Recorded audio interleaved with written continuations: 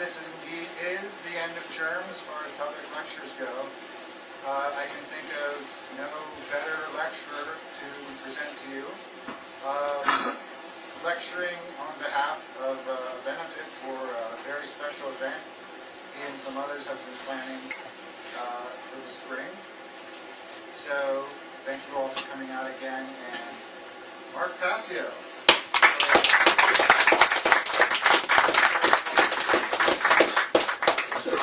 I want to thank Dave and Germ Books for hosting this event.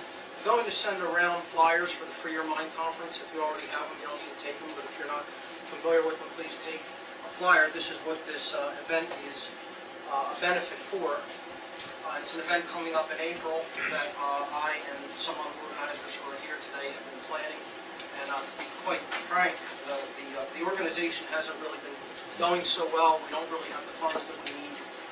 It's probably going to have to be scaled back in terms of speakers. We have a board over there that shows what we need to raise and what we've raised so far. It also has a speaker list and what we need to actually bring the speakers for hotel and travel arrangements. Also on that table are a bunch of free documents that relate to some of the topics that are going to be discussed at the conference. They're all free for you to take.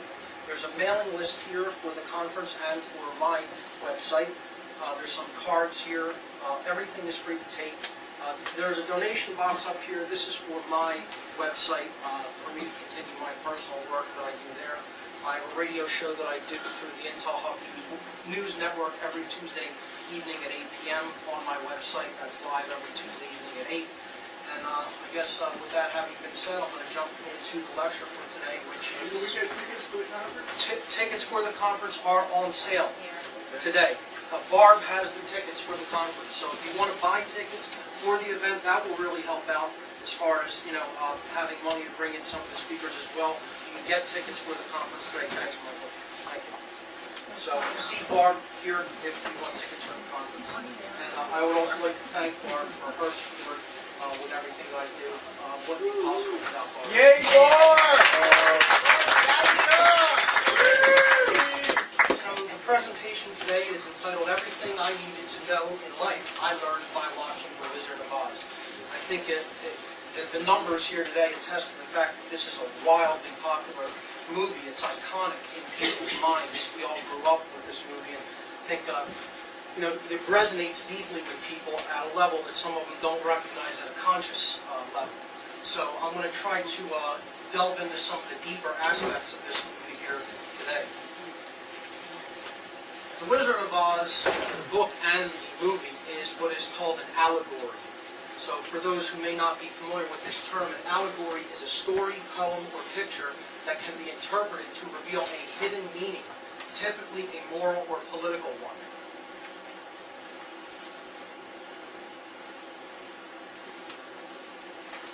So it is an occult allegory.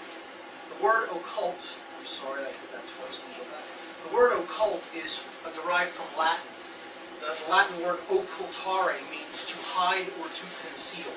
People think occult always has a negative meaning, and it means evil. This is not what the word occult means. Occult simply means hidden. So it means hidden, mysterious, beyond the range of ordinary knowledge or experience.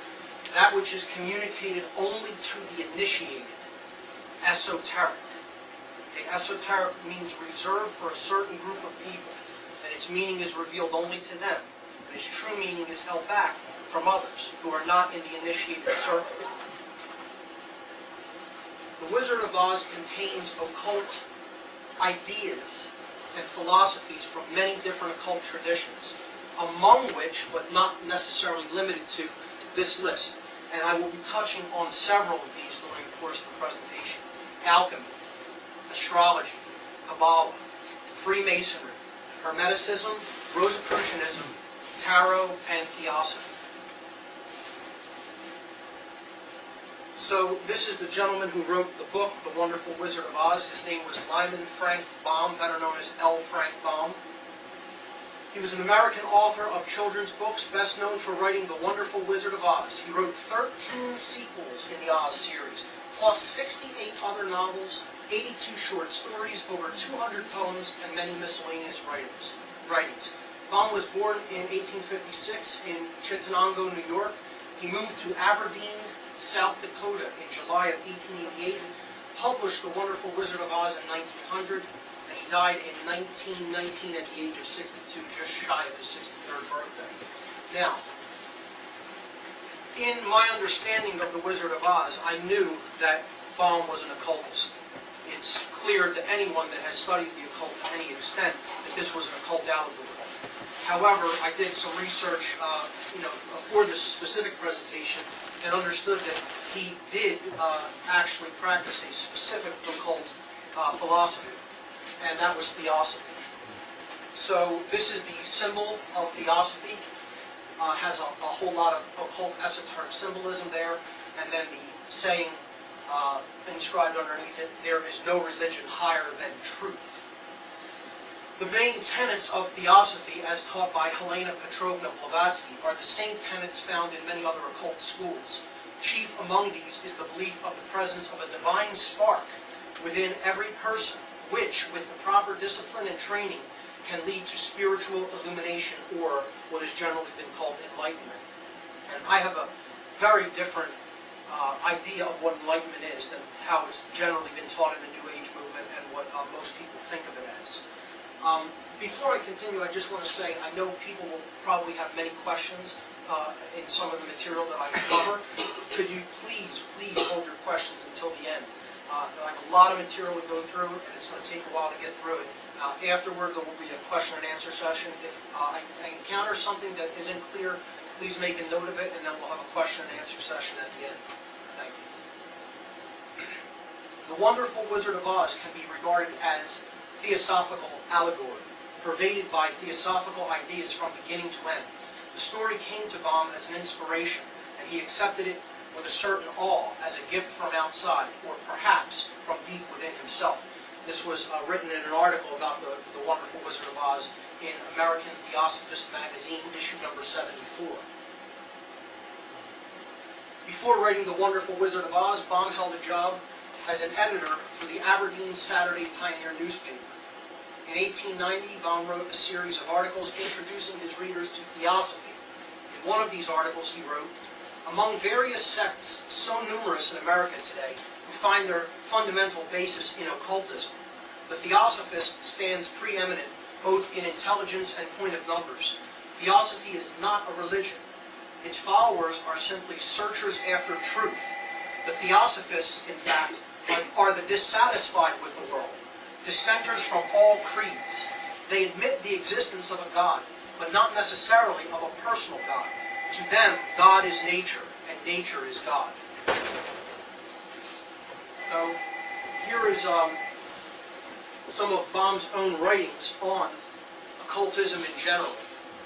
He said, there is a strong tendency in modern novelists toward introducing some vein of mysticism or occultism into their writings.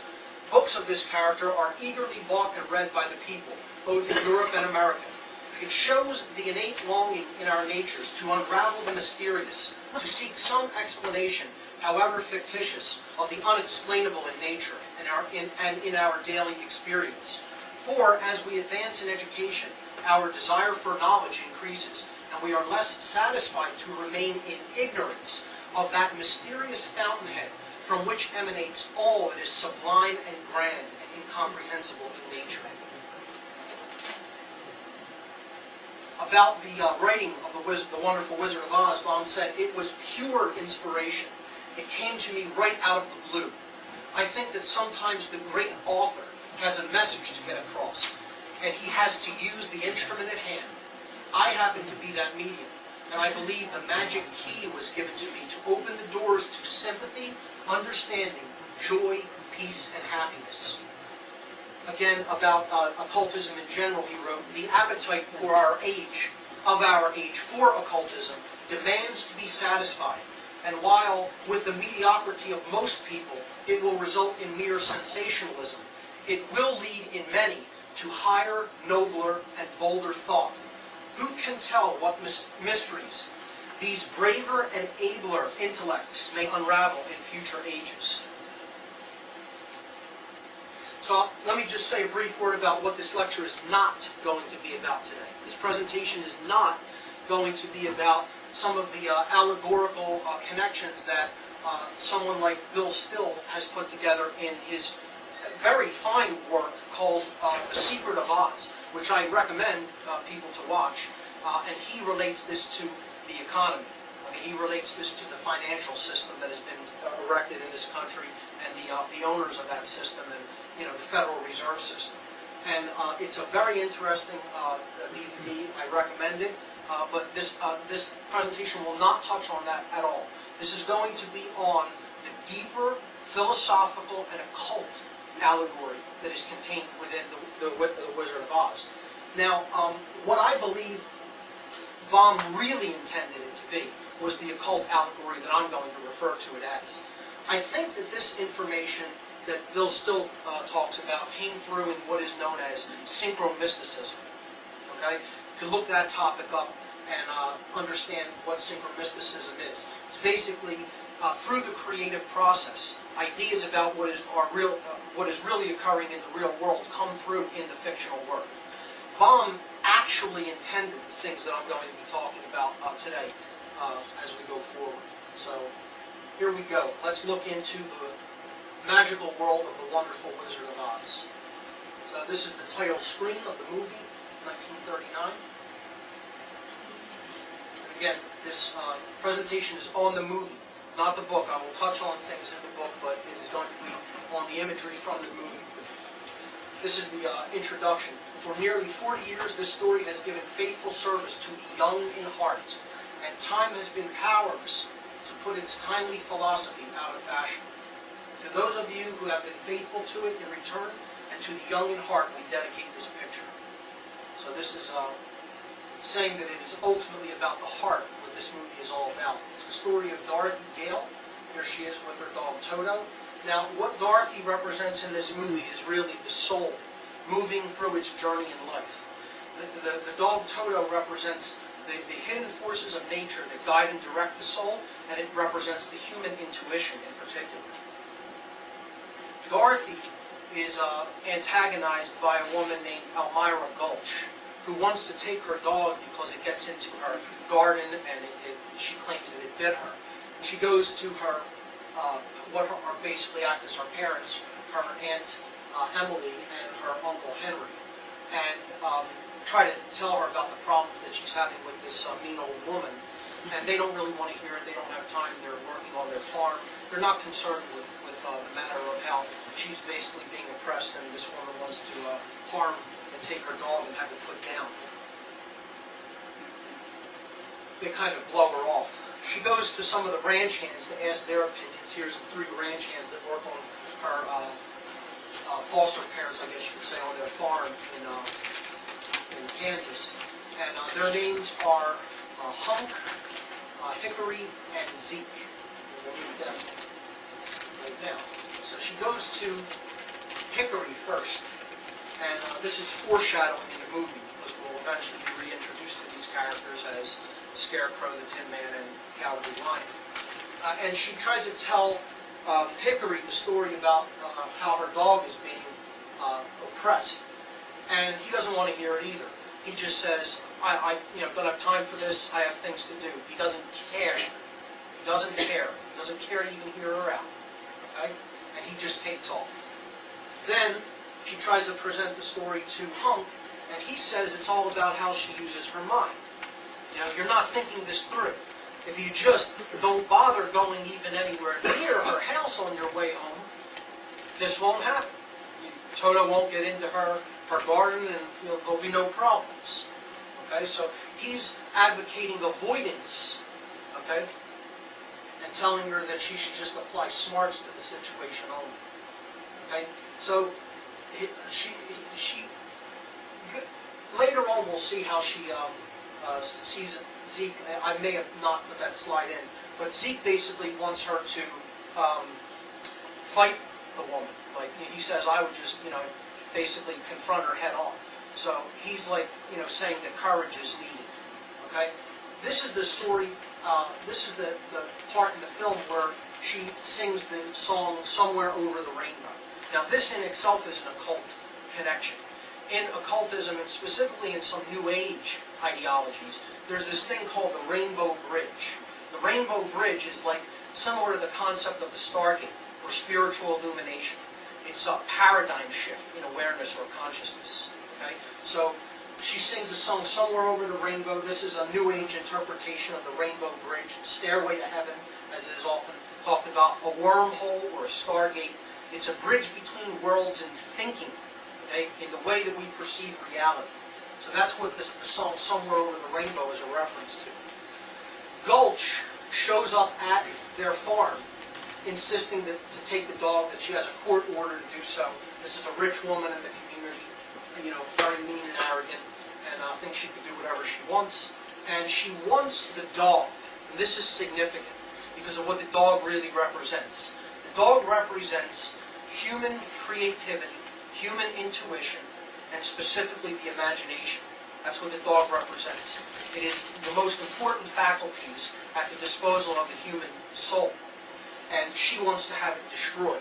We'll see how that connects in with the story as we go further. So Dorothy protests to this, of course. Gulch insists because of the court order she's taking the dog anyway. Eventually, her aunt and uncle force the dog into the basket, and she takes it. Now, Toto escapes from the basket as Gulch is trying to take him away. And this represents that the human spirit will not be held down. It will continuously seek to be free, no matter how it is oppressed. The human intuition and the creative aspects of the individual will not be held down, will not be suppressed forever. Okay? And this is a recurring theme. Toto escapes a few times in the movie from situations. So when Toto goes back to Dorothy's house, she realizes people will be coming after them, so she decides to run away with her dog. So she packs her bags, she runs away with Toto. The first place they come is to a charlatan, fake wizard's, fake fortune teller's home. He calls himself Professor Marvel, and he says he is acclaimed by the crowned heads of Europe. Okay? This is an important term to keep in mind. The crowned heads. Okay? So he's basically saying that he's connected to the highest level of illumination, specifically in the tradition of Kabbalah, as we'll talk about as we go forward. The crown is associated with the sphere of Keter in Kabbalah. It's the highest level of consciousness attainable in physical form. So he's making the claim that he's like an illuminate, and he's acclaimed by the luminaries of Europe. Of course, he ends up being a charlatan. He finds out information about Dorothy by looking at a picture that she has in her bag when she's not looking, and uses that to read her fortune, making him think that he knows something through his powers. You'll see up here he has a gem in his headdress, which represents the third eye, and we'll see this in the later part of the presentation when I talk about some of the symbolisms, specifically of the ruby slippers.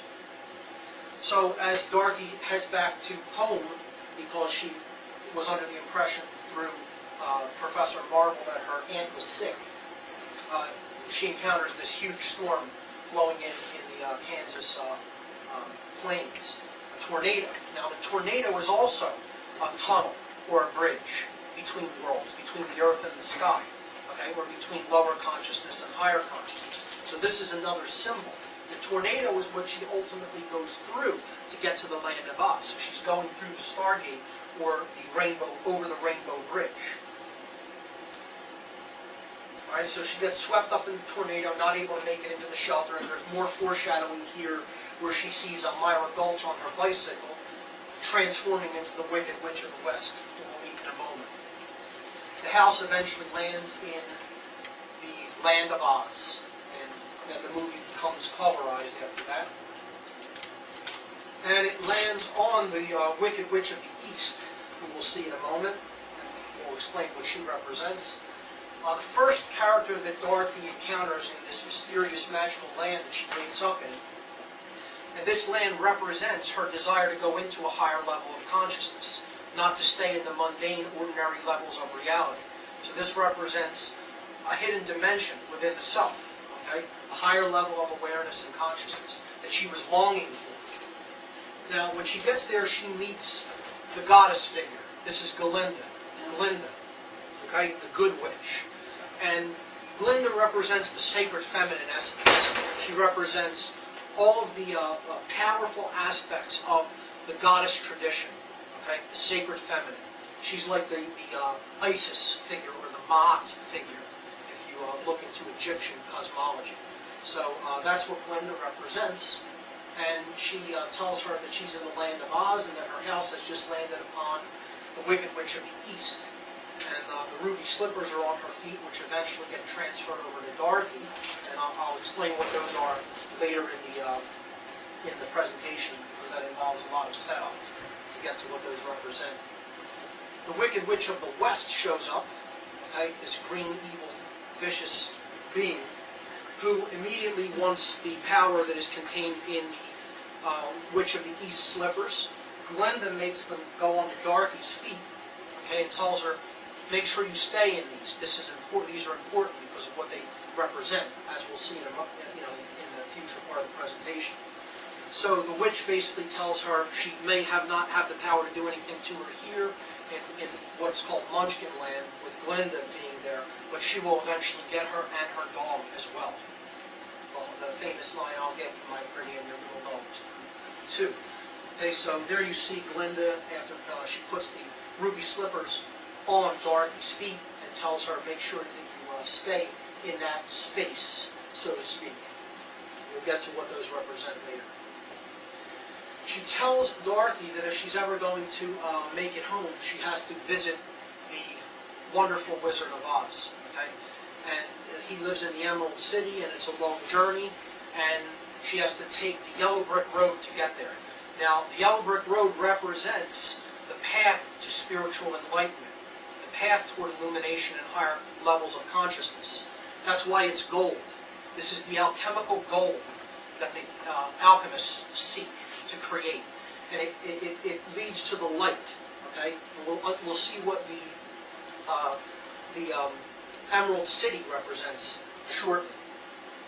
Dorothy is on this spiral path at the beginning. Okay? Again, the spiral is in different occult traditions as well. The spiral has been traditionally used to represent the journey from lower levels of consciousness to higher levels of consciousness, not knowing how that is going to unfold. So, you can't see every aspect of the spiral. It's not a straight line, it's a curved path. And this is a shape found in nature as well. Fibonacci sequences, fractal nature of many things found in nature. Here we see it used to represent, this is used in the Freemasonic tradition, the celestial and terrestrial pillars. This is an interpretation of those, leading to the blazing star, which represents illumination up here. Okay, and this is the initiate's path, and it's viewed as a spiral staircase, because on a spiral staircase you don't see what's in front of you, what lies at the top. It's a journey of faith, basically. You have to keep going, not knowing what the journey may bring.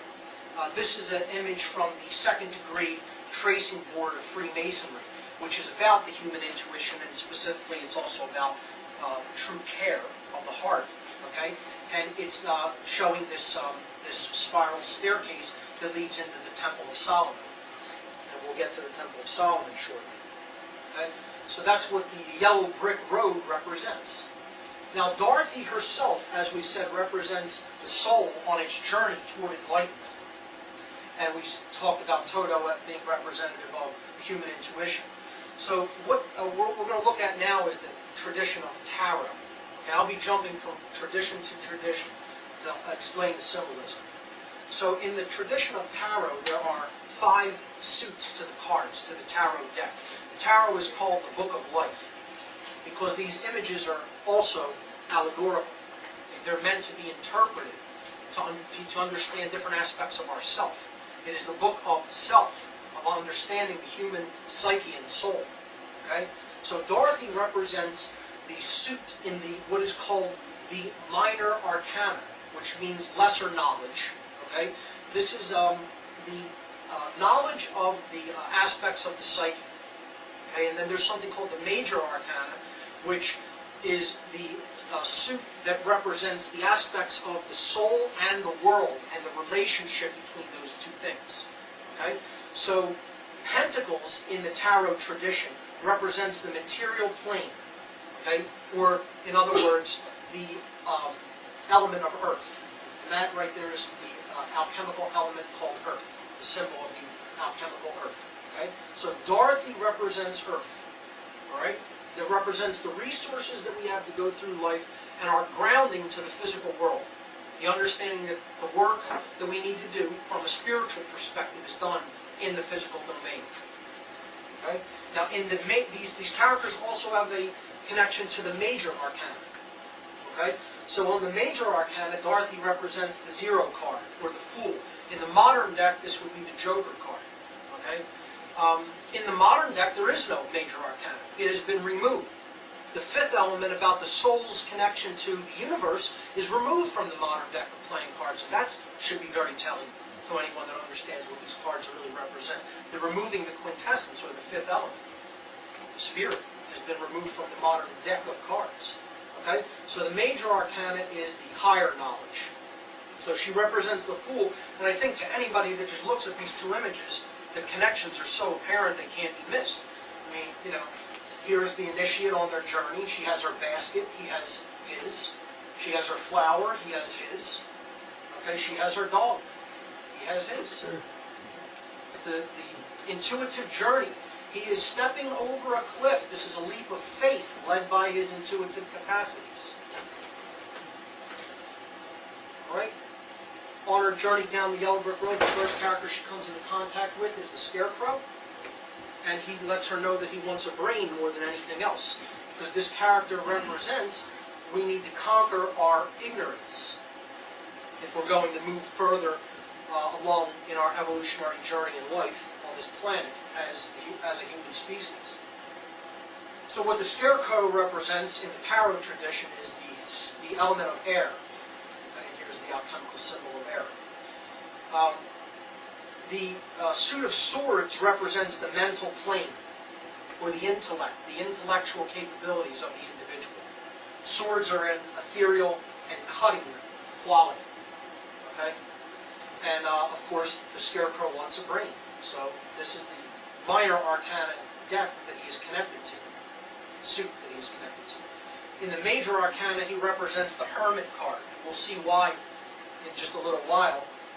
But basically, the Hermit represents the initiate at the beginning of his quest, recognizing that he is in spiritual darkness, that he doesn't really understand the true nature of the soul, that he doesn't understand the nature of the psyche, and that he wants to go off in quest of knowledge, symbolized by the illuminated lamp. He knows he's in darkness, and he has the desire for knowledge. And that is what the Scarecrow is. Knows he's in darkness, wants a brain. Okay? So that's what the initiate of any initiatory tradition really represents. And that's why she encounters him first. Second, they encounter, the Scarecrow joins up with her, of course. They encounter the Tin Man. He is rusted. Okay? So this represents a frozen heart. He wants a heart. That's what his most desired thing in life is, because he said he was made without one. And this represents apathy, and not caring. Of course, he was Hickory in the foreshadowing section. He didn't care what Dorothy had to say. So, what does the Tin Man represent? Of course, they have to oil him, lubricant, get him to care, in other words, okay, to get him to move. He represents the emotional plane in the minor arcana, which is the suit of cups in the tarot tradition. This is our waters, okay, and how we carry our water. And this is all about care, right? In the major arcana, he is, of course, the lovers. This is connected to the central pillar of the tree of life in Kabbalah, as we will see. And it represents the Sephirot on the Kabbalistic tree called Tiferet. Okay? So here's the symbol of water. and that's what the Tin Man represents on the major arcana, the lovers. Now these three go down the road some more, and they encounter the Cowardly Lion, who may be the most important character in the whole film, as we will see. He doesn't have courage. He tries to frighten them, but he's really just a big baby. She smacks him, and he starts crying. And what he wants more than anything else is courage. So in the tarot tradition, he is the suit of wands, which is fire, okay, alchemical fire. And this represents courage. It represents will. This is the plane of will, our actions. So we have the Scarecrow representing thoughts or intellect, the Tin Man representing care, okay, conscience basically, right, emotions, and the Cowardly Lion represents actions, the will center. This corresponds to the solar plexus chakra in the Vedic tradition. The plane of will is wands. And in the major arcana, of course, we see the lion on the strength card, okay. This card is also called Courage in many decks. Okay? And there's an important reversal that we'll get to later in the presentation between cards 8 and 11, which is one of the best kept secrets of occultism, and I'm going to reveal it here today. So he represents, in the major arcana, the card of strength, which is will. So here's our four characters and what they represent, and they're off to see the wizard. And now, in the tradition of Freemasonry, these characters are, actually correspond. This is the first degree tracing board of the Freemasonic tradition. This is the Temple of Solomon, allegorically depicted. And we can see there are connections to our characters. The checkerboard floor of the house of the Temple of Solomon represents the physical plane. Okay? This represents the material realm on which the work is done. Here the working tools are all on the floor of the house, as it is called in Freemasonry. This represents Dorothy, or I should say Dorothy represents it, the physical material plane. Okay? The middle pillar is the pillar of wisdom. That's what that W stands for. Okay? This is our intellectual capacities, leading to, here it is, the all-seeing eye. This means that the third eye and the prefrontal neocortex is activated in the human brain. The third eye being the human pineal gland in the center of the head. Okay? And this pillar is, the Scarecrow is connected with the middle pillar, the pillar of will, or in the Freemasonic tradition it is known as Jacob's Ladder. The Tin Man is connected to, symbolically, the pillar of Boaz. And here's the B, and this represents beauty, because it is an internal, feminine capacity, which is what our emotions are. Okay? So the suit of cups, or water, the Tin Man, emotions, this is the emotional pillar. And of course, the emotions are connected to lunar nature, lunar qualities. Okay? And finally, the lion is associated with the pillar of Jachin. And Jachin, or the light pillar, is this pillar called strength, there represented by the S. And this is the actions that we take in the world, which ultimately leads to true enlightenment. It's not just how you feel, what you know, or how you feel about what you know. It's what you do with what you know. So this pillar represents proper moral action in the world. And of course, that's what the lion wants more than anything else. He wants guts. He wants courage. Or as he says, he wants the knife. Okay? Alright, so in the Freemasonic tradition, we see the allegory of Hiram Abiff. Hiram Abiff in this tradition represents truth, will, care, freedom, all of these powerful qualities that really need to be honed for us to make a transformation and move forward in evolutionary development in life. And the allegory in Freemasonry goes such that Hiram Abiff is murdered. He is the chief builder of the Temple of Solomon, and he is, of course, the Temple of Solomon, if you don't already understand this, is purely allegorical. It's symbolic. It represents the mind. Okay, it represents the qualities of the psyche. The left and right brain as well. It represents, as we'll come to. Okay, it is symbolic. People are insistent that this is a real building. You know, like what the Wailing Wall in Jerusalem is supposed to be a part of. This is ridiculous. It is a symbol. We have to understand that, become mature about understanding this as a symbol representing self. Okay? So, Hiram is also a symbol, and he is killed by 3 ruffians. Here are the tools of the ruffians used to put Hiram Abiff into his coffin of darkness. This represents the current human condition. Okay? Hiram in his coffin represents what humanity is now. A sleeping race of beings that are basically entombed and imprisoned. Okay, that need to rise, they need to make this journey, this transformative journey in consciousness in order to be resurrected from this current condition that we exist in. Okay? And that's what this sprig of acacia represents here. It represents the hope of resurrection. Hiram Abiff is in his coffin. Okay? The skull and bones over the coffin, that's a very important occult symbol representing the people that really helped put him there are those who have intelligence and willpower, represented by the skull and the bones, but no heart. Okay? No true care. No conscience, in other words. Okay? And so, you know, that dark aspect has helped to attune him. And these 3 working tools are by the what are called the ruffian workers, the workers of low consciousness, who helped to put him there also. They are Jubilah, Jubilo, and Jubilum in the Masonic tradition, and they represent the 3 villains of consciousness, which is lack of intelligence, okay, or ignorance, the lack of emotional qualities or care, which is apathy, and the lack of courage, which is cowardice. That's what these 3 ruffians and their tools represent when they kill Hiram Abiff.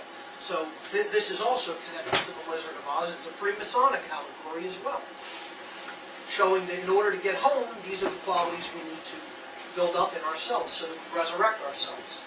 Okay? In the astrological tradition, this is not my strong suit in matters of occultism. I've studied it a bit, but it is probably my weakest occult philosophy. But I will attempt to just briefly relate this to the characters as well. Here we see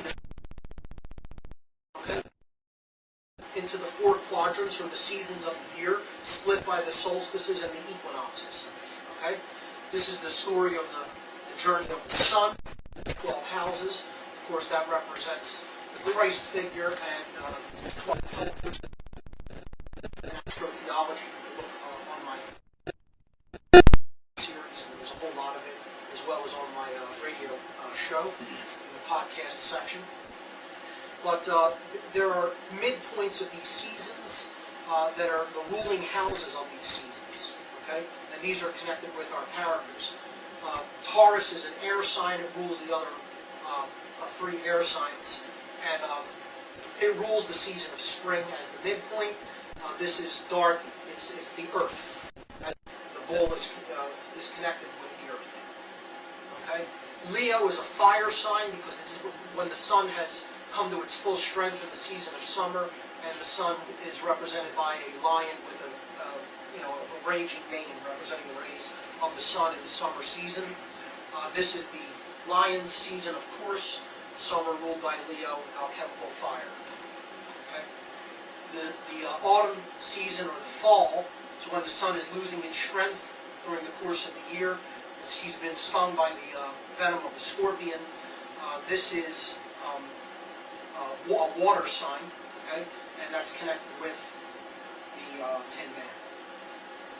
And of course, the air sign Aquarius rules the winter season, and this represents the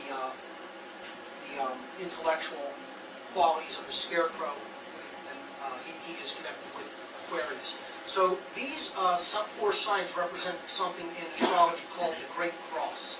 Okay, this is called the Lesser Cross. It is also known as the Cross of St. George. Okay, the solstices and the equinoxes.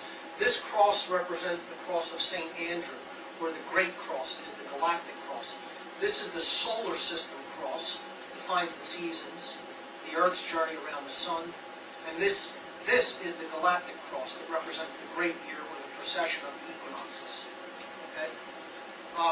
These are often called the angels of the corners, and they represent the four seasons, they represent the four archangels, they represent the four gospel writers, etc. Okay? And they are depicted in, and this is what our characters also represent. Okay? They represent the angels of the corners. Here, they are again depicted in the tarot tradition on the Wheel of Fortune, which represents the material plane, and specifically the cycle of suffering that we go through unless we learn the lessons that the material world offers us. The angels of the corners are again shown in the World card, which is the final card of card 21 of the major arcana on the tarot deck. And here's the angels of the corners depicted again. Of course, they're in the reverse orientations here. Okay. All right, so the Wicked Witch of the West. What does she really represent? Now, there's some setup to this to understand what she represents, and her blue monkeys as well. And to understand what she represents, we have to understand mind control. Okay? Because that's what she really represents, the forces of mind control at work in the world. She represents sorcery. Sorcery is all around us. If you're not aware of this, this is what the Free Your Mind Conference is actually all about. Hidden occult forces that are directing this world and its people, and directing them into a grave is where the human race is headed if we don't reverse our course. And a well-deserved one, I might add, if we don't develop these qualities soon. Okay? So, to understand mind control, we have to understand how human consciousness operates. And we basically have a bilaterally symmetrical brain hemisphere. The left brain functions are represented by analytical thought, logic, language, science, and math. This is the male aspect of the brain, or the yang energy. And I have associated the color red with the left brain. And indeed, left is the color red. The color red is a masculine color. It's used on stop signs. It's used to represent danger. It's used to point our attention back to the physical world. And that's what all of these things deal with. Physical reality. Now, when we dwell too much in the physical aspects of the left brain, the whole neocortex becomes severely imbalanced, as I will show you a picture of in a moment. And then we start living from what's called the R complex of the brain, the reptilian brain. All right? The right brain is the opposite qualities. It represents, it makes possible holistic thought, intuition, creativity, art, music, nurturing capacities. And as we said, that's what the dog Toto represents. Okay? And I've associated the color blue with this part of the brain. Again, this is the active left brain, representing fire. There's the alchemical fire, okay, that we've already seen. This is the feminine emotional qualities of the right brain, or yin energies. Okay? And I've associated that hemisphere of the brain with the color blue, as it does respond to that color as well. What we really need to do is reach the balance in the middle here, which is called the corpus callosum, to activate the pineal gland at the center of the head, which really makes possible all the activity up here, what's called the prefrontal neocortex, which is the true higher order thought center of the human brain, and it's the true gift of the Creator right there. Okay? So, when this part of the brain becomes imbalanced and we dwell chronically in emotions without much logical thinking, we give ourselves over. We give our power over. We consider ourselves unworthy. We fall into addictive patterns, etc. Okay? So this is the controller aspect of the brain, or the dominator aspect of the brain, and this is the slave aspect of the brain, if it becomes chronically imbalanced to either of those hemispheres. And when we become chronically living in this part of the brain, we go into emotional overload, and we get ruled by what's called the limbic brain. Okay? The negative aspects of the limbic brain in particular, because there are positive sides to that part of the brain as well. Okay? But this is what a brain that is imbalanced toward either brain hemisphere looks like. So this is scientifically backed. This is not just esoteric mysticism here. This is a normally functioning neocortex as seen from underneath. Here's where the brain stem would be, and the neocortex is above. So you're looking at it from the underneath side. So I believe they call this, I'm not sure if this is called a dorsal scan, I think it's called a neocortex. It's a PET scan. And this is a brain that is healthy, functioning. It's called a brain that is in global EEG coherence, meaning that both hemispheres of the brain are firing on all cylinders. This is a brain that has become damaged toward the left brain hemisphere.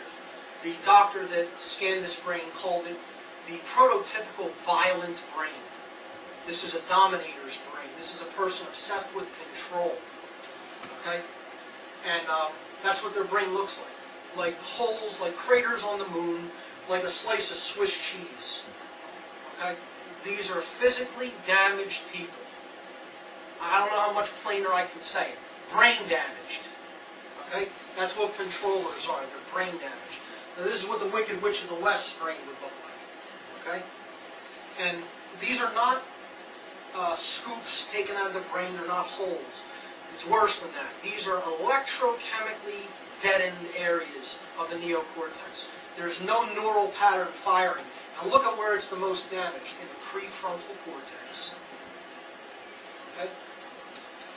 Now, there's two forms of basic mind control. Two basic forms, overarching forms. You want the specifics on mind control? See my website. I cover 14 different methodologies of mind control, and there are more than that. But I go in depth into 14 methodologies of mind control. There are two basic ones.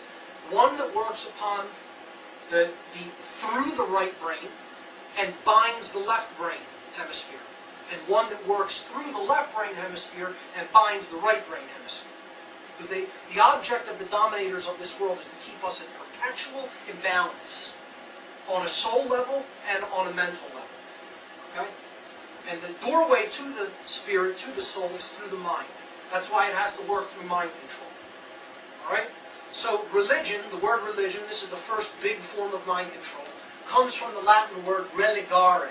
And I get emotional about this. I don't want to hear anymore from anybody. I'm tired of hearing that this comes from the word relego in Latin, to reread.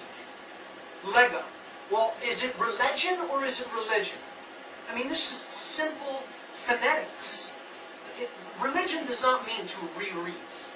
Okay? It means, it comes from religare. Okay? In Latin. So please, this ridiculous etymology, I don't know who came up with it, but it's nonsense. This is where the word religion comes from. The word religare in Latin. Religare means to tie back, to hold back, or to bind fast. So it is a binding. Now, that's not always negative. In its real, true, original, esoteric meaning, religion meant to tie us back to true nature, to natural law, principles. So it meant to reconnect, to be bound back to the laws of nature, which I have a whole separate presentation on, and it's up on my site, on natural law and sovereignty. Okay? What religion has become is a form of mind control, and it's tying us back, holding us back from the truth. And it's a form of binding, okay? It's a form of binding or mind control that is exercised through the right brain hemisphere, through unchallenged belief or dogma.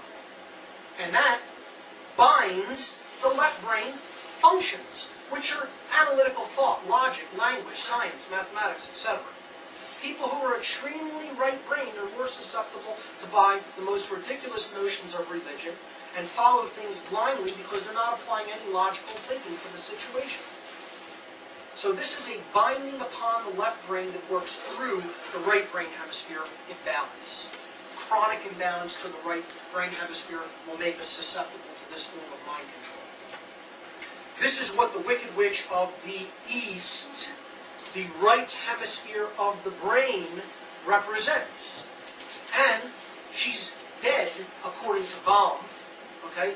He's basically saying, this isn't the main form of control that we need to watch out for. It still exists to a certain extent, but this is the old world order.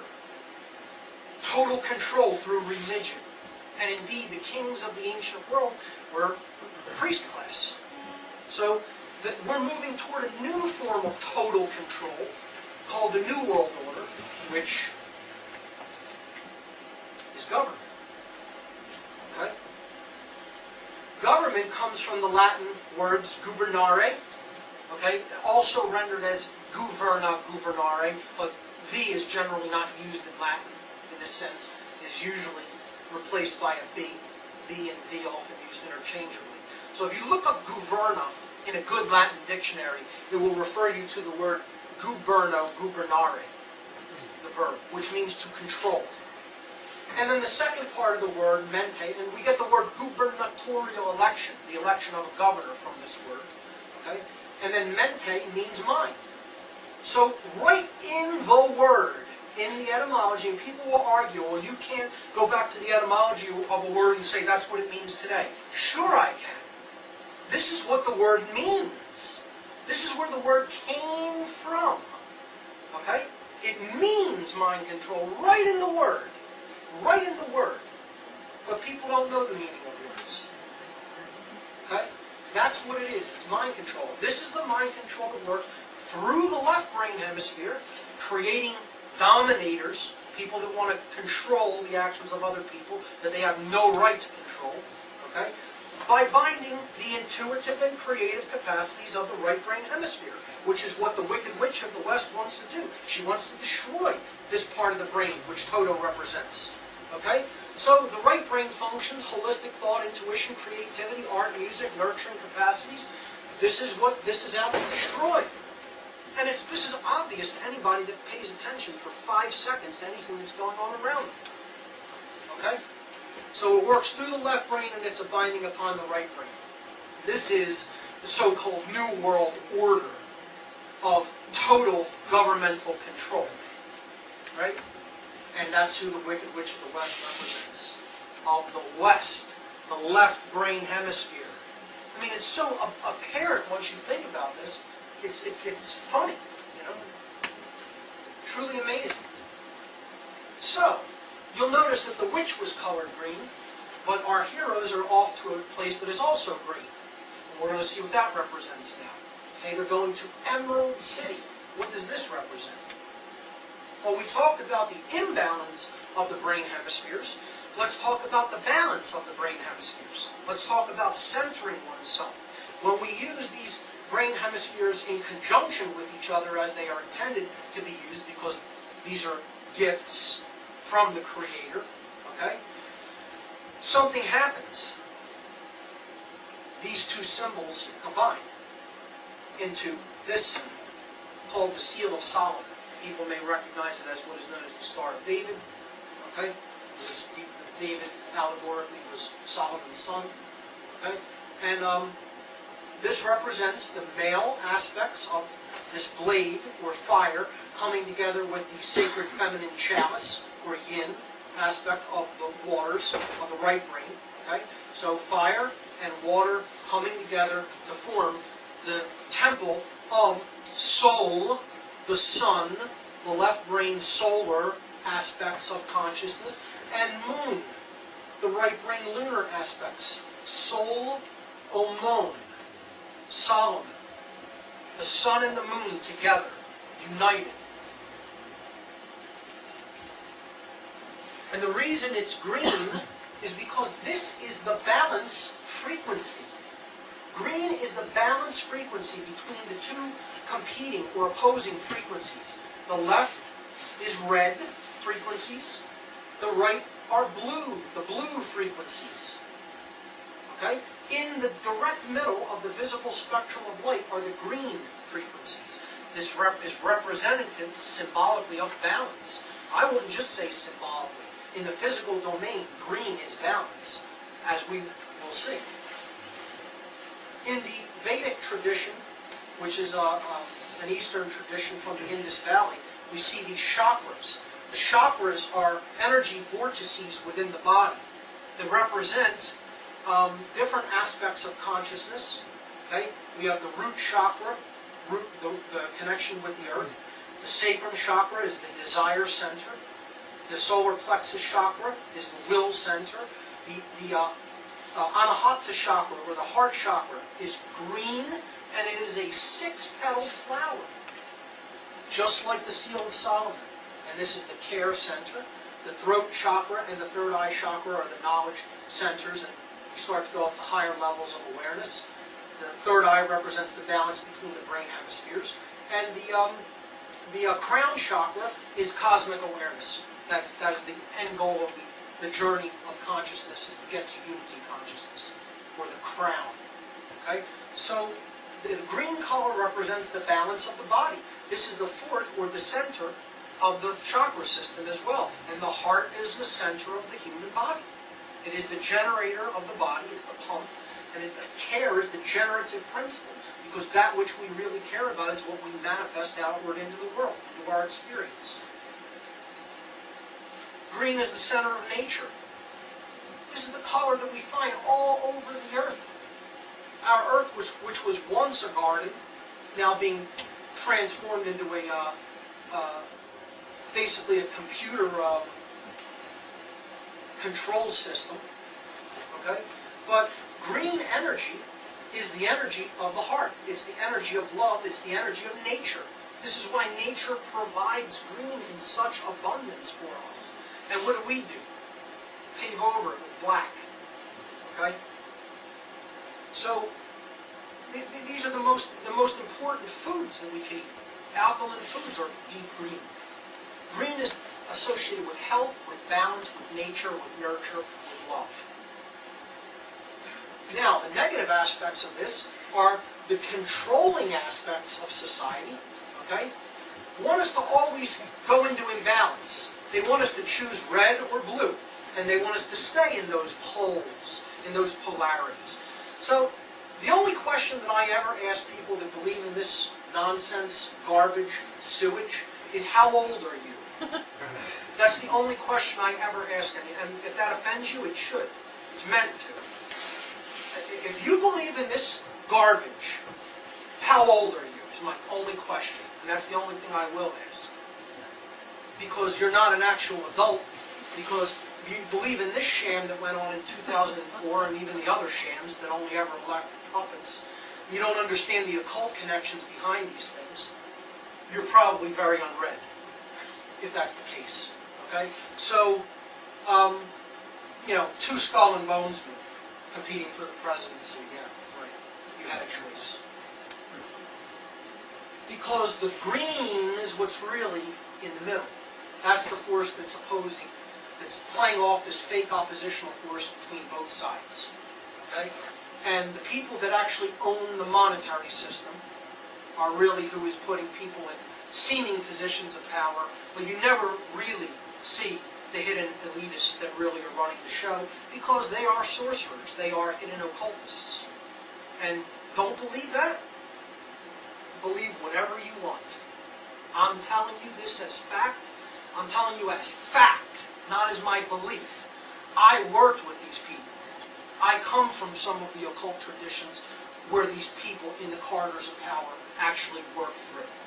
And I spent 10 years of my life in the dark occult, and that's all I'm going to say about that in this presentation, but you can hear about it, I talk about it a little bit on my radio show. This isn't a belief system to me. I worked with these people for years and understand their psychology better than almost anyone. Okay? So, this is the Wicked Witch of the West again. The force that is polarizing people off against each other. And she's green. And this is why they color money green, at least here in the United States. They're trying to position it as balance, as love energy, as nature. And it's none of these things. It's a form of mind control. As a matter of fact, it's the biggest form of mind control. Mind control makes all of those other things possible. You think money isn't an integral part of religion? It's the biggest part of government. The opulence of the churches of the world, what they could do with that money instead of perpetuate the belief systems of dogma that they do, it's all about money. And it's all about them bringing that color, that frequency, into the actual paper that we carry around, because they're talismans. Okay? I won't say any more on that here, but just mention it. as we go forward in the story, two of the characters fall asleep. This represents not having the will to go forward once you start to awaken. Okay? Dorothy falls asleep. This represents not using our resources.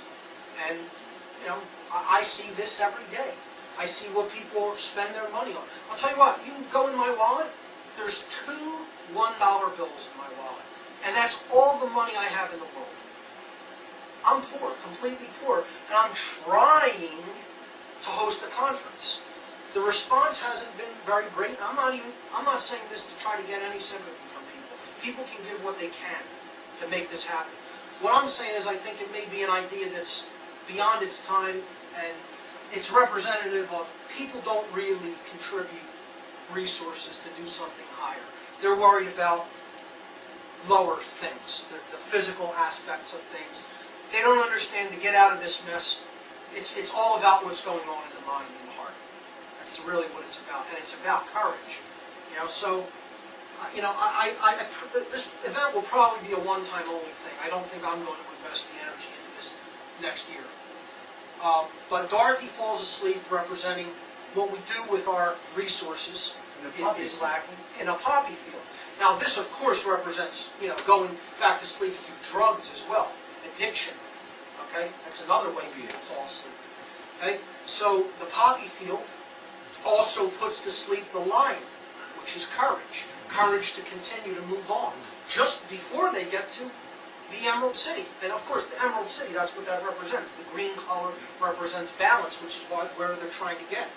Okay, so these 2 important aspects, it means you can still know and you can still care, but if you don't use your resources and your courage, you're done. Okay? Now, what comes to the rescue is another reference to drugs. Snow. Okay? So this may be Baum saying, don't get involved in the, don't get involved in the opium thing. That'll really put you out with a bump every now and then. It won't hurt. Not the patients for stimulants. Exactly. Right. So, but Glinda makes the snow happen, which represents the sacred feminine force, which represents what we really have to get in touch with if we're going to understand how we should properly use our resources and take action in the physical world. So it's an interesting scene of the movie. The snow wakes them up. But unfortunately, it also rusts the Tin Man again, representing we can become jaded as well if we're not careful. So the Tin Man becomes rusted and they have to oil him again. Okay, they get to Oz. They see Mr. Charlatan here, who not only was Professor Marvel in the foreshadowing section, but he is also the gatekeeper. Okay, so he is the wizard as well. Okay, this character plays the wizard at the end. Okay, and he's also the carriage driver of the horse of a different color that they come into the city upon. Okay, so this charlatan basically plays all of these different roles, including the wizard. Now, the first place they go is to a place called Brush and Shine or something like that. I can't remember, but it represents the lodges of perfection.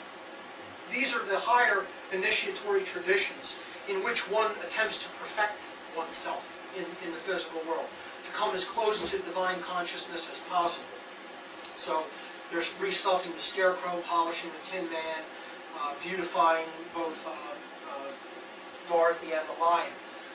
That's what I would say about this. This allegorically represents what are called the lodges of perfection in different occult traditions.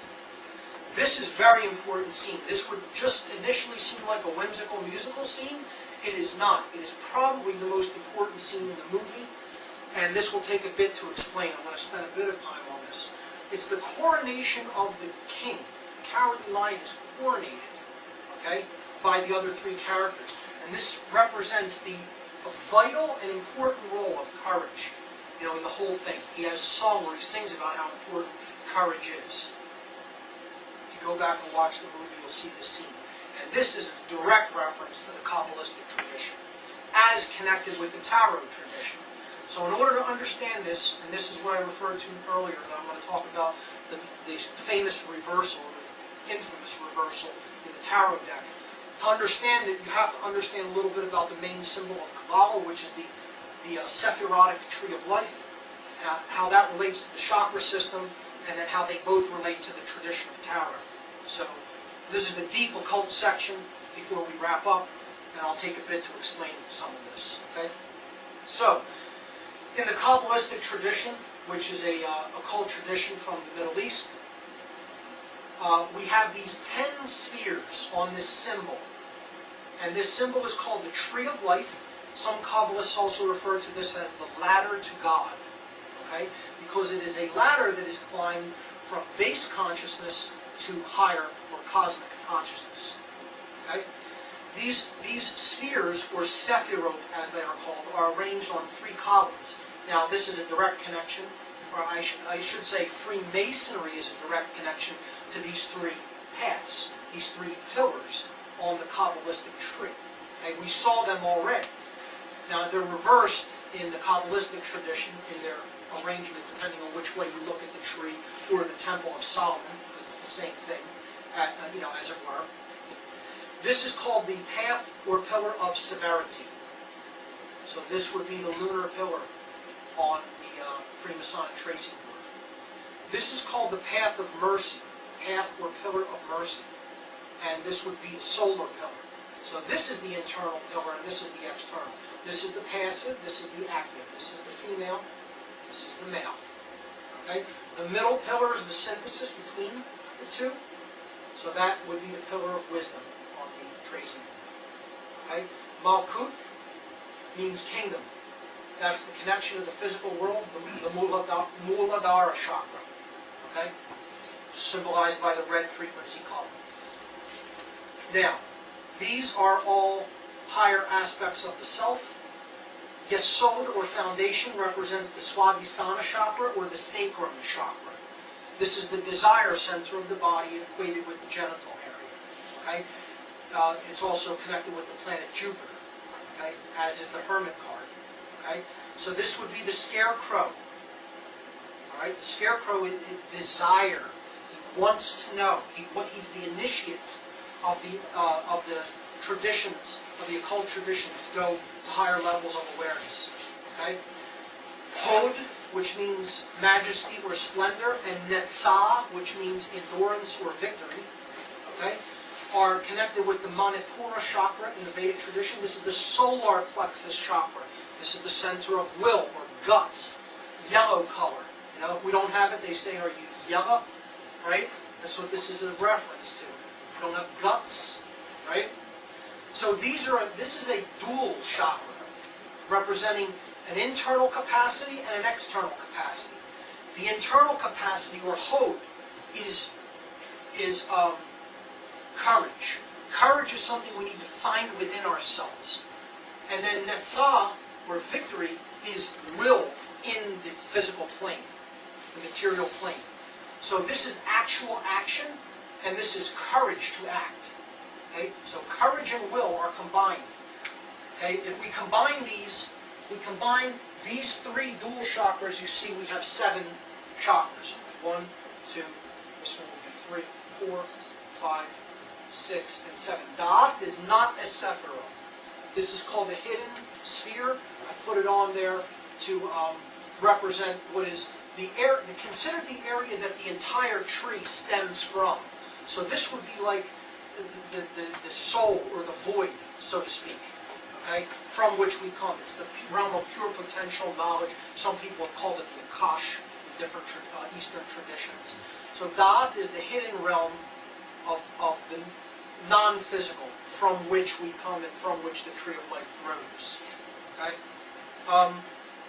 Tiferet, beauty. This is the heart chakra, of course, as we've seen. That's the center of the tree of life. The most connections are made to it because ultimately this represents the generative principle of care. And of course that would be the Tin Man. Okay? Gebura is strength or severity. Hesed is compassion or mercy. Okay? These are different qualities of how we control ourselves. So this sphere would represent the qualities of self-control or dominion over oneself. and Hesed would represent helping others. This would be an alchemical force. This would be influence over others in the world. Okay? Not control, but influence through teaching, through compassion of others' ignorance or darkness and wanting to help. Okay? So we put those together, and that forms the throat chakra or the Vishuddha chakra. Okay? Binah is understanding, and Hokmah is wisdom. Now this is an internal quality. Understanding is what we know. But wisdom isn't actually, we don't think of wisdom as an external quality, but it is. And this is the Sephirot that gets us the closest to God consciousness. Wisdom. Sophia. Okay? Which would represent Glinda. Okay? And Sophia, that tells us where we need to go in the first place, basically. Right? This is what we do with what we know, not just knowing it. Okay, so this is the internal capacity, and this is actually what we do with the knowledge that we have. That's what wisdom really is. So these two chakras, of course, form the third eye chakra, the Ajna chakra. Okay, these are the hemispheres of the brain as well. So this would be the right brain, and this would be the left brain when they are operating in coherence, not in states of imbalance, but in unity. When they are brought together, they activate the third eye. Okay? Keter is the crown chakra. This is unity consciousness, understanding that we are all one, understanding that as even one being suffers, all are suffering. The end. That's it. And that's the end goal of the journey. That's what enlightenment really is. Not continuing to think that we're going to keep all of the institutions that we have and be free. This is a child's view of reality. Okay? The institutions we have are based in control and need to go away. And you can say that's as radical or as extreme as you want. You're not going to be free and keep the monetary system. You're not going to be free and keep the military. You're not going to be free and keep the financial system. You're not going to be free and keep the law system.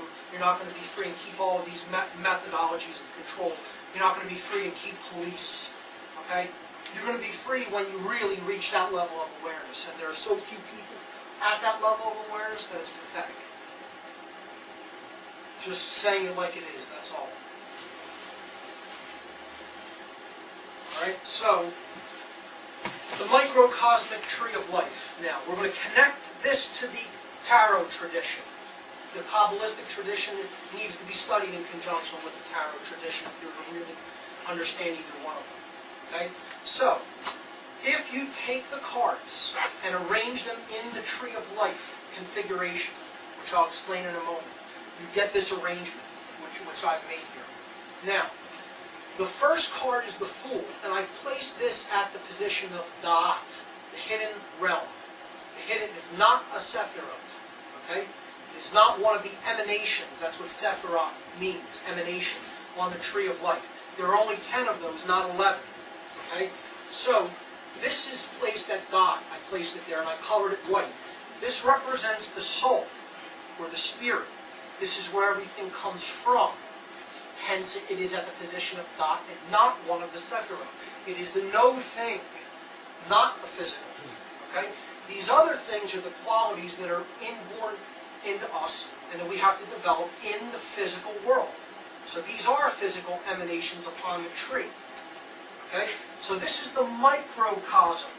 This is the realm of the soul, or of the individual, the individuation of the soul.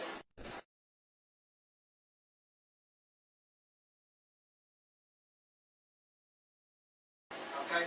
So this reversal and what this scene in the movie ultimately represents is the lion being taken from his position in the microcosmic tree on the other card, on the other tree that we talked about originally, and being brought up here to this coronation, the crown chakra, Keter, okay, on the tree of life. And what Baum is saying by doing that, by depicting that in the scene, is there is no higher force in the cosmos than courage.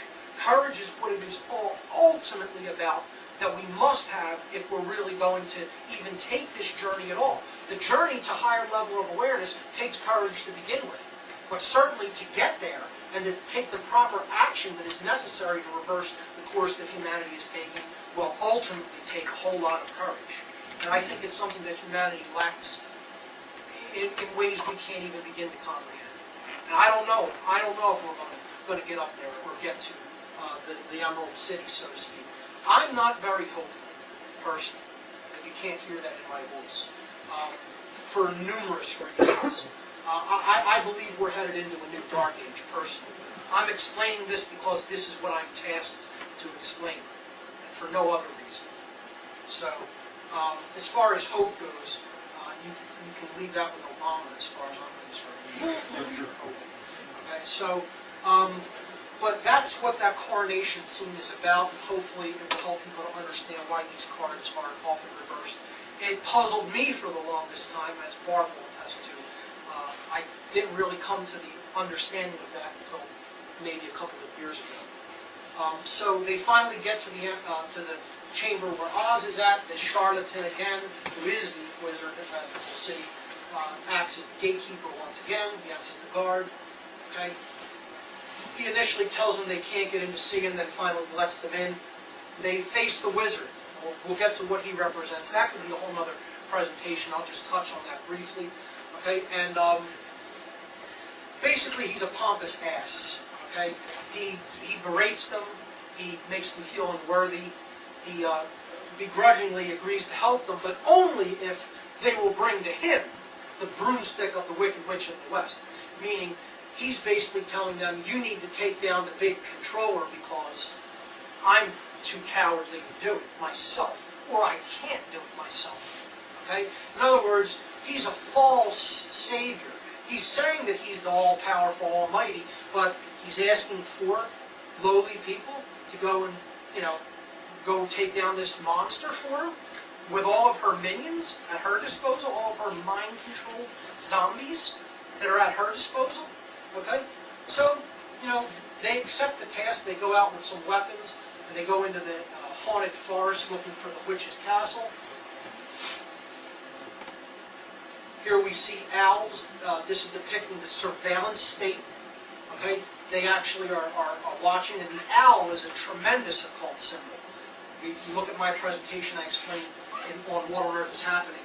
I explained the symbolism of the owl. This is connected with the dark occult. Often the owl is connected with dark occultism and Satanism because it is a predatory bird that has superior night vision, meaning while in darkness it can see its prey, where its prey cannot see it in darkness. So it represents people in darkness being preyed upon by those who can see it in the dark. And they call themselves the enlightened ones, or the illuminated ones.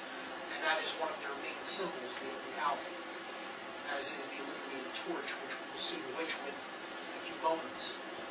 So the witch sends her blue monkeys after Dorothy and her friends, and these represent the police and military, the brainwashed, mindless hordes that are unthinking and just follow orders. And get as offended about that as you like too. Okay?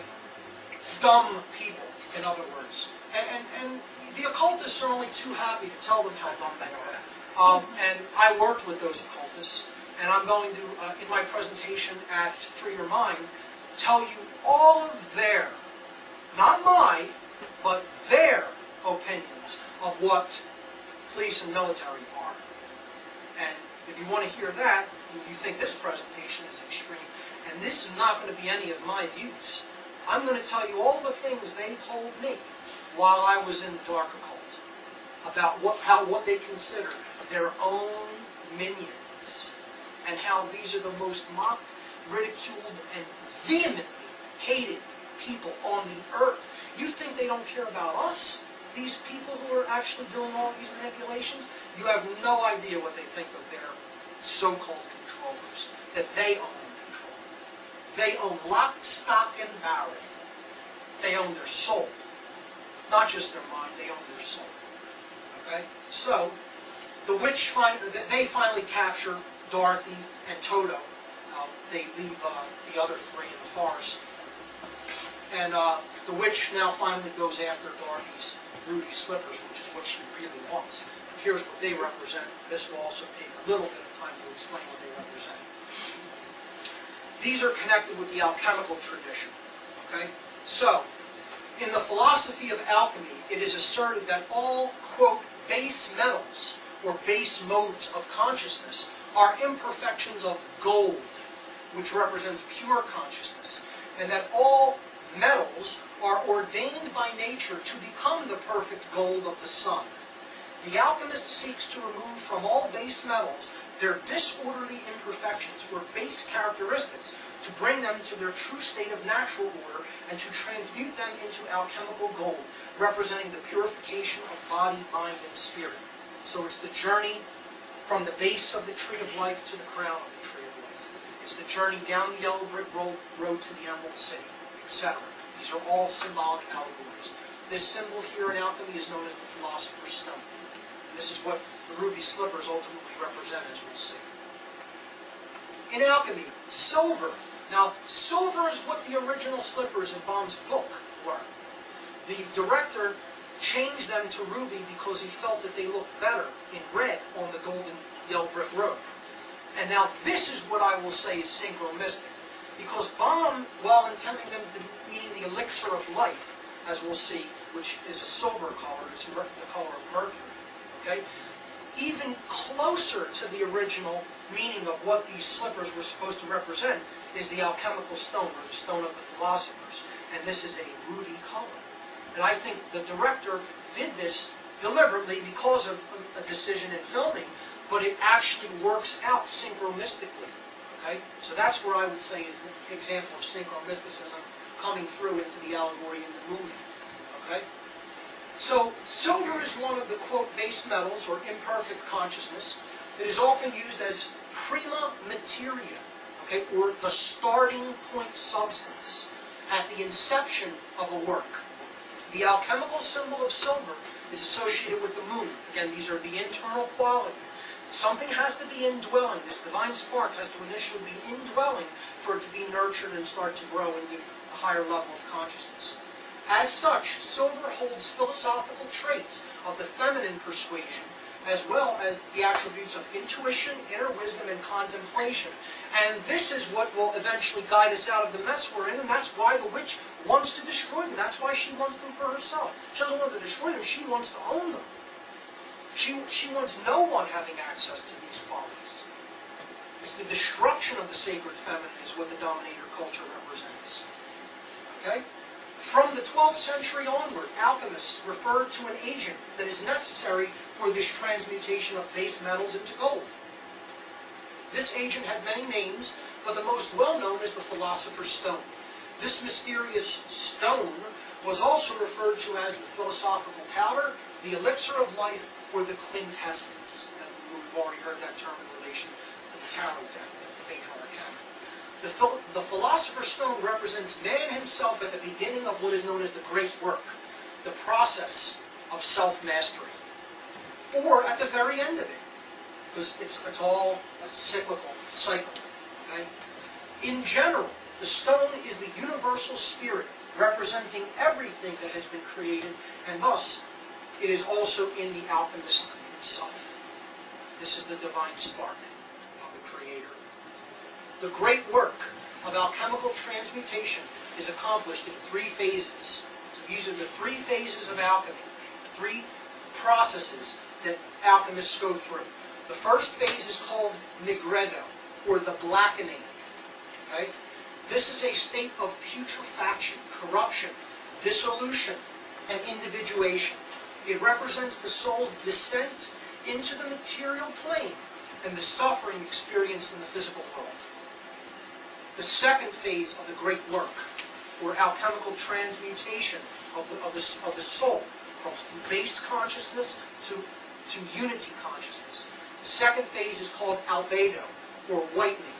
Albedo represents the process of spiritual purification, the burnout of impurities, and the sacred feminine essence. Okay? Now, here's a picture of the Philosopher's Stone. This is taken from a Harry Potter convention, because in the first movie of Harry Potter it was called Harry Potter and the Sorcerer's Stone. And again, the witch is the sorcerer. The original name for that book is Harry Potter and the Philosopher's Stone. Okay? In the United States, it was renamed the Sorcerer's Stone because I guess she thought it would sell more books that would have a slightly dark connotation.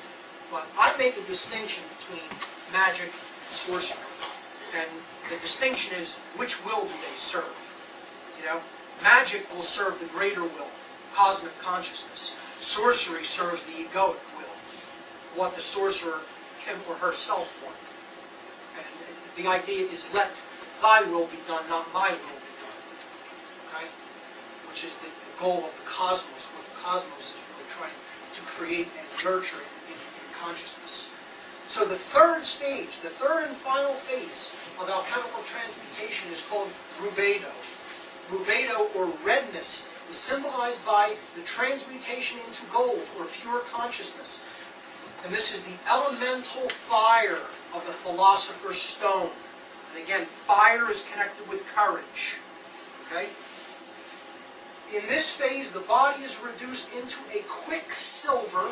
There we have the connection back to the silver slippers in the book.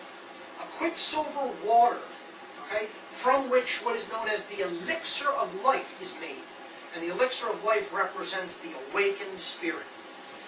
Okay? The Buddha mind, the Christ consciousness. Okay?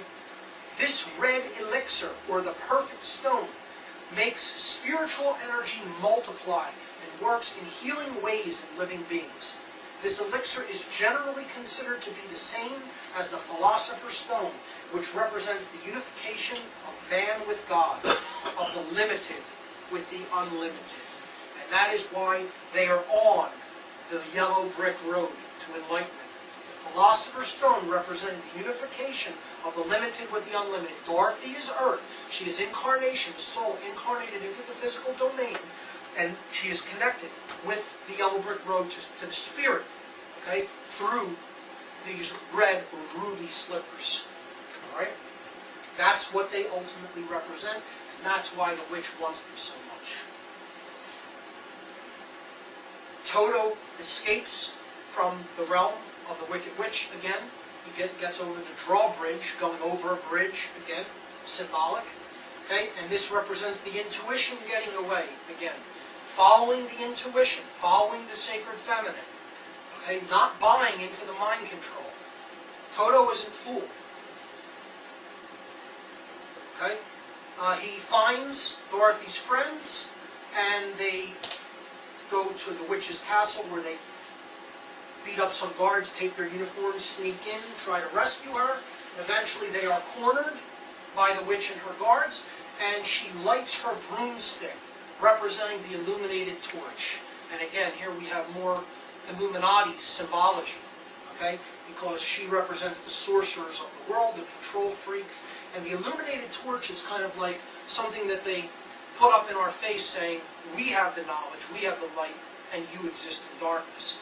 It also, there's a positive side to it, not when it's held by a piece of trash like that, but you know, in the goddess tradition, the illuminated torch is often used to represent the light of wisdom, of Sophia, Logos Sophia, as it is known. Okay? So there's two sides to a lot of symbology, and the torch is one of them. Here it is clearly the illuminated torch of the dark occultists. And she tries to burn the scarecrow with it, or she does burn him with it. She lights his arm on fire. This represents putting forward the aspects of mind control, trying to destroy the connection to the spirit, which is the mind. Okay? Dorothy takes a bucket of water and tries to throw it on the scarecrow's arm to put it out, and of course in doing so, she hits the witch. This water represents the elixir of life, as we saw in the previous section. Okay? It represents her enlightenment, being able to defeat the forces of darkness, finally. Okay? So, of course, she hits the witch with it, and the witch melts and does her big, dramatic melting, what a world speech, and then she dissolves in nothing. I'd say this is wishful thinking. I hope I'm wrong, but they bring the broomstick back to the wizard, who still refuses to help them, essentially. This guy is clearly a fraud. Okay? And we'll get to what he represents in a moment. So, he won't help them. So what happens is the intuition again says, let's pull back the curtain and see what's really under there. And what's really under there is a man who wants to control. Because what the wizard really represents is the false gods of religion. That's what it really represents. It represents the false dogmatic gods of religion. Okay? Being used as a vehicle for control when actually they're all run by men. That's it. That's what the wizard ultimately represents. And a little dog can see through that. A little dog can pull the curtain back on that. That's how much of a fraud it is. It's a weak old man. Okay? Now, what he does to try to save face is he gives them fake representations of what they really want. Okay, so he can't give the scarecrow an actual brain, he gives him a diploma. Okay? And we know what that's worth. Bird cage on there. Okay?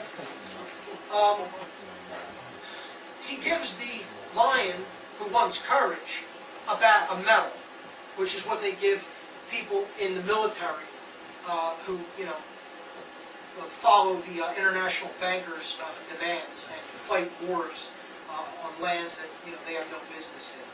But they get these medals for them. It's really cool. So he gives the lion that, and he gives the Tin Man a ticker heart, which can no more light the fires of his heart than could a match burn his exoskeleton there. So he's fraudulent. He's been a fraud the whole time. He was a fraud in the foreshadowing section, in the black and white section at the beginning of the movie, and he's a fraud at the end of the movie. Now, he tells everyone that he has the ability to get Dorothy home because he came in an aerial vehicle. Now, this connects with something many people are probably not really ready to hear, but I'm going to say it anyway. I do a presentation called Don't Count on Disclosure, which is about the ancient manipulation of mankind possibly by extraterrestrial species, and how they basically influenced all of our religions and basically created the divine lineage of kings, which comes down to us in the modern form as the right to rule through government, okay, and international banking systems and royal families and all the other psychopaths of the world. But he tells Dorothy and her friends, I came here in a craft, his balloon. And when I landed, the people just all worshipped me as a god, basically. And so I decided to stay and keep the game up, So, think about it. I mean, you can say that's far out there, but unless you research this topic with some actual scholarship and depth, you're going to, say, okay, it's far-fetched. It's something that lies very, very far beyond where a lot of people are at. So anyway, he says, I'll break my craft out again and take you back home, but then he even admits he can't even fly this thing. Because it's been so many years, he doesn't even know how to fly the balloon when he gets up there. They tell him to come back, and he goes, I don't know how to fly this thing. I don't know how this works, right? So what happens? Dorothy's getting ready to go with this fraud, right? And who comes to the rescue once again? Toto. Barb asked me who my favorite character in the Wizard of Oz is. It's Toto. That's who it is. Okay? Toto comes to the rescue again. He sees a cat, and he hops out of the fraud's craft, leaving him to go off wherever he's going to go on his own. And Dorothy and her friends are left in Oz. But the intuition who Dorothy follows, she gets out of the craft that she's in, getting ready to go with this fraud, this charlatan, gets out of it. Okay? And what he represents is an external savior. That's what he represents. This is what people want more than anything else. They want somebody to come and rescue them from their own ignorance, from their own apathy, and from their own laziness and cowardice. And newsflash, folks, it ain't going to happen. It ain't going to happen that way now or ever. So good luck with that, if that's what you think, if you're waiting for a savior. Enjoy. Anyway, what the wizard I would be remiss if I did not put this part into this presentation. Okay? No good presentation on the occult would be complete without a reference to Aleister Crowley and the Thelemic philosophy. Okay? So, Crowley, who is one of the most influential occultists of the 20th century, initiate of the Hermetic Order of the Golden Dawn, 33rd degree Freemason, etc., etc., etc., put out some of the deepest philosophical works called the Thelemic tradition. Thelema means will. Okay, it's all about courage, ultimately. And, I don't want people to think that I'm a Crowley follower, because I'm not. The man didn't really live what he preached. Okay? He talked the talk and didn't really walk the walk. He walked over the balance of the knife edge that a magician should walk and became a sorcerer in his life. And I don't have respect for him for that. I do have respect for the writings that he penned, or channeled. He says he channeled these through automatic writing. Okay? So, the spirit that he channeled, his main writing called the Book of the Law in 1904 was called, the book was called the Book of the Law. The spirit he channeled it through was called I Was. Okay? And he called I Was a wizard. So he was the wizard I was. Now this did not influence the book because the book was written before 1904. This is an example, I also believe, of something known as synchromysticism. Okay? Things coming through to tell a story. Now what the real wizard represents is the concept that Crowley talked about called the Holy Guardian Angel. Or what this simply represents is the connection to higher self. Okay? That's what it represents. And the shoes in the original book, the silver shoes, represent the silver cord, which is the connection to the higher self in different occult traditions. Okay? So the wizard represents this holy guardian angel, the real wizard, not the fraudulent one. That's why I use the projection of it, okay? Not the wizard as a man who represents gods of religion, okay? So, I'm going to put here an image that Crowley drew himself, not of I Was, who he considered his holy guardian angel, okay? But of another being who he said also channeled to him that he said was similar to I Was. And this being's name was Lam. Okay? So now the next slide is going to have a comparison of the Wizard of Oz and Lam. You can see they're quite similar, not exact, but even have some of these same types of ridges here. The big, huge head, and you see how this looks very similar to an extraterrestrial or extra-dimensional being. So, an interesting connection. Anyway, back to the story. Dorothy and Toto, wanting to still get back to Kansas, or to go back to the physical world, which the great work could then continue to be conducted in, is helped by Galinda, the sacred feminine essence, again. Okay? And she tells Dorothy, you didn't need to really look outside of yourself. This journey was only to get you to understand that the answer was with you all along. Stop looking for a savior outside. The answer was the Philosopher's Stone, which is ultimately what you carry right here, and right here, all along. You had it within you. It was all aspects of you. Okay? And this isn't to say there is no such thing as God. It's not what I'm saying here. What I'm saying is we need to stop looking at this force of creation as something that is external to us, but it is something that is all around us and within us. Okay? And until we start to do that, we're going to be trapped in this idea that someone's going to come and save us from ourselves. And that, I don't think we deserve that, nor should it be that way. Otherwise, we learn nothing. Otherwise, this was all purposeless. Okay?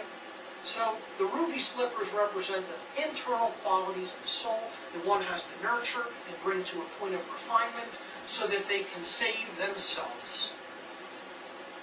She clicks her heels together 3 times, says there's no place like home, and she's back in Kansas. She is now awakened.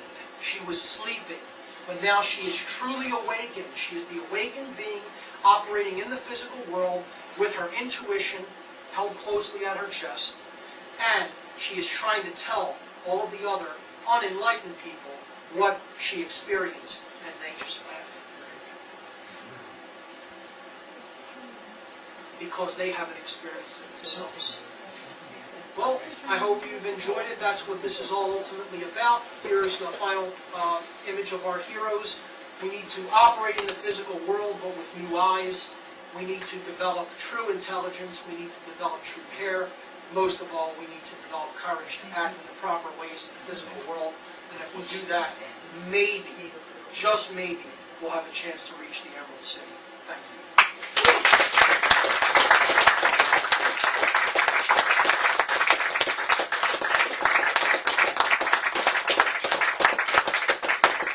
Okay, I'll take some questions from the audience now. What about the Munchkins? Well, I wanted to mention that. Tell me about the Munchkins. I didn't mean to mention that at the point where I had the spiral, okay? So the spiral, you saw the Munchkins all around. The Munchkins are the elemental forces of nature that are there to assist Dorothy, and I would definitely say they are connected with entheogenic compounds, okay? Entheogenic compounds can help us to see what higher states of consciousness are like. Then they drop us back down to the physical world where the work really needs to be done. But these are elemental forces that exist in nature, and they can also be an allegory of connection with entheogens, which are psychedelics. Anyone else? Yes? A couple of interesting observations. Some of them are just funny. They're symbolic. But almost all the characters have some kind of pointed, like the Scarecrow has a very pointed hat. The Wicked Witch of the West obviously has a pointed hat. The Tin Man has a funnel on his head. Right. So they've all kind of, even Glenda has that big, so you got to think there's some other reference going on too, maybe to hybrids or ETs or some kind of different. Yeah, the triangle in general is a basic symbol of awareness or enlightenment or knowledge. You know, you see it on the back of the dollar bill, the one eye. You know, this is why they call money the one eye. It's also funny. The word money, it's right in the word. Like mind control is in the word government. You know, the one eye, which represents spiritual awareness, the awakening of the pineal gland, the merging of male and female, sun and moon. Okay. And then Dorothy also has a checkerboard. Sure. A checkerboard. That's right. Bread she wears the whole time. Yep. Blue and white. That's right. Money is colored green. You know, has the one eye right on it. The word money is one eye. M-O-N is the root for one, and E-Y, eye, one eye. They're trying to tell you that's enlightenment, balance, love, energy, nature, etc. It's all a, complete fabrication and mind control trick. Anyone else? Yeah, let me go on that, because you say this kind of thing a lot, and I'm very confused. If you go into another language, especially a non-romantic based language, do you find that a cross-linguistic foundation? No, only in a couple. French, you get a few of these puns come through. Okay. And again, this is something that I would connect with the idea of synchromysticism, or the universe trying to tell us something in this day and age through the English language. And this is why so many alchemical books were written in English. They called the English language the language of the birds, or the language of the bards, the bards. They called this the language of higher consciousness because they recognized that so many word plays and puns work out in the English language, okay, because of how consciousness would be refining itself. And people who were green, they called this green language. Okay? These are called green language word puns. Look up the term green language. Okay. The alchemists would say that only those who are green would be able to uncover this language, which is alchemical language. Okay? And green means you are not in the red frequencies of the left brain in balance. You're not in the blue frequencies of the right brain in balance, but balanced consciousness. And now you can see the green language. That's why it's called green language.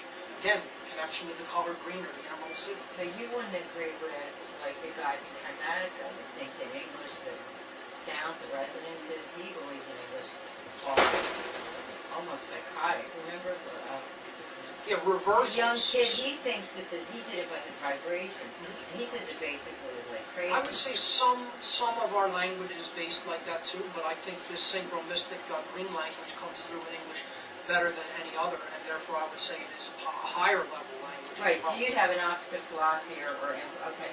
They called it the language of the angels. That's why it was called angelish English. So I believe it's a higher level language than other So languages. okay. Yeah, okay. But and yet. I've heard the idea that some of the words that we use are like reversals, and that the actual frequencies that are coming out of our mouths when we speak, Frequencies, right. yeah, could be construed as negative.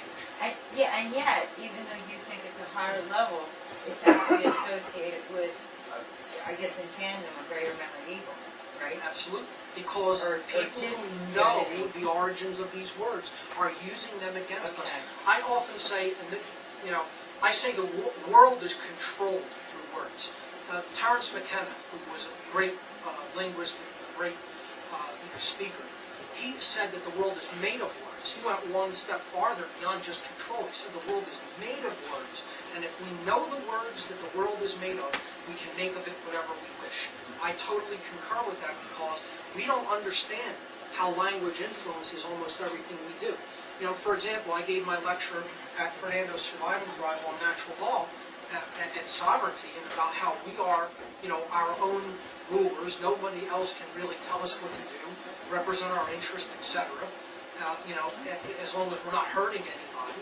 Yet there's all these, myriad of laws trying to, basically control almost all the fine details of our life, and extort our resources from us and extort our product of our labor from us. And one of the first questions that somebody asked was, well, who do we get to represent us? Right after I was finished speaking. It was as if she didn't hear anything that was said. I said, do you want to know what the word represent means legally? Because people don't know this. They don't know what the words we speak mean. They have different connotative meanings. It means you're asking someone else to recreate you. Okay? To remake you in their image. So as soon as you ask for a representative in a law system, man's law system, right, you're considered legally insane by any judge who understands the admiralty system that is set up. Yeah. You are considered an insane human being because you've asked somebody else, excuse me, can you please create me in your image and likeness? Thank you. That's what you've asked for. And that makes you an insane person. Nobody represents me. I present me. That's it. There is no one else that can represent my interests. Yes. I just realized that from what you're saying that there's maybe a sense of insanity in the work that I do because I'm tend to be a TSR or telephone sales representative, as they refer to it as, and that almost seems to tell something in itself that they're attempting to have people represent something or someone. They put you through a lot of training to represent their interests. That's what somebody who's working in a corporate capacity is being asked to do. Represent the interests of this company by putting out its pitch. Yes. Yeah, I was asking about the what was the term you used? Was it Ma'at? M-A-A-T? Yes, Ma'at was the mother of cosmic nature and justice in the Egyptian cosmology. And you're putting that between the third eye and the throat chakra.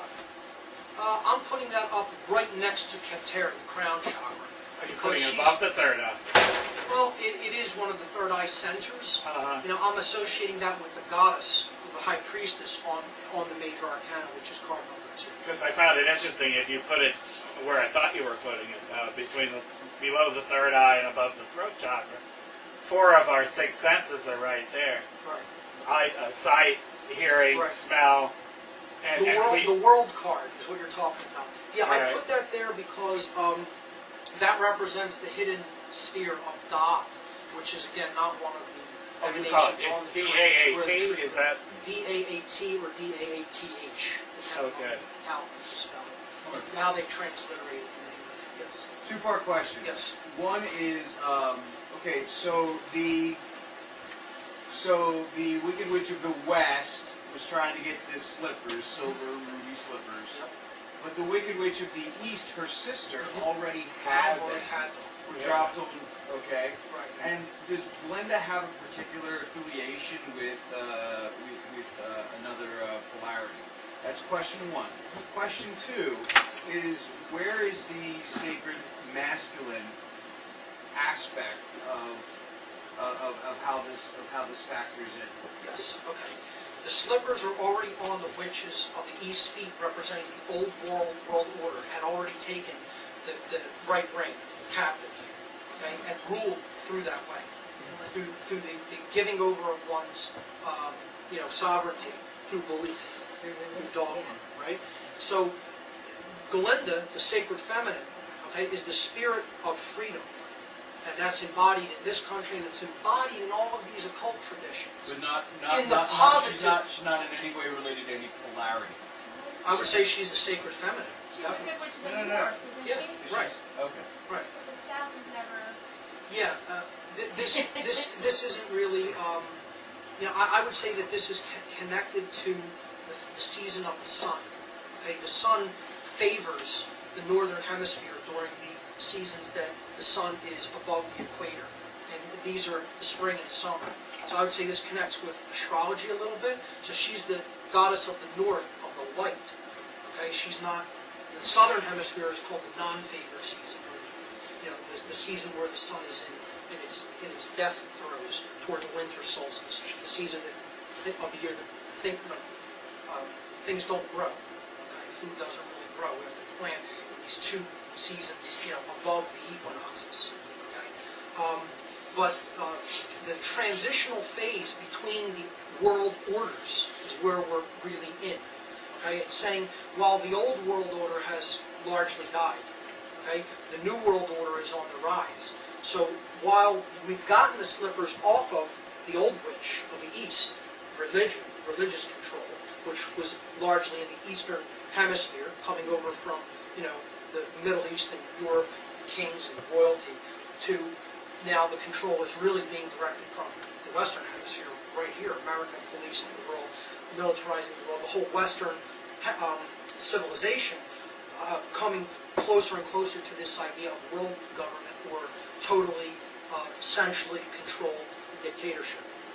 And what Galinda is, I believe, saying is we need to take that power and keep it, as the people, and not hand it over to government, not hand it over back to religion. So it's in this transition between the two, and what Baum was saying is that the West, the government, and the control freak Western civilization wants that control to build their new world order. Now, The dark new world order. Now, these occult traditions that I listed and others, you have to understand they are all dualistic. You can't say that this is completely good or this is completely bad. There are perversions. Dark occultists take original ideas from ancient cult systems of practice and philosophy and twist them to use them to their own aims. So don't think for a minute there's no such thing as dark theosophists. Don't think for a minute there's no such thing as dark Freemasons. Don't think for a minute there's no such thing as dark Kabbalists, because there are all of those things. Okay? And I've worked with some of these people. Again, these traditions have a good side and a bad side to them. I've tried to highlight the good sides of them. so going back to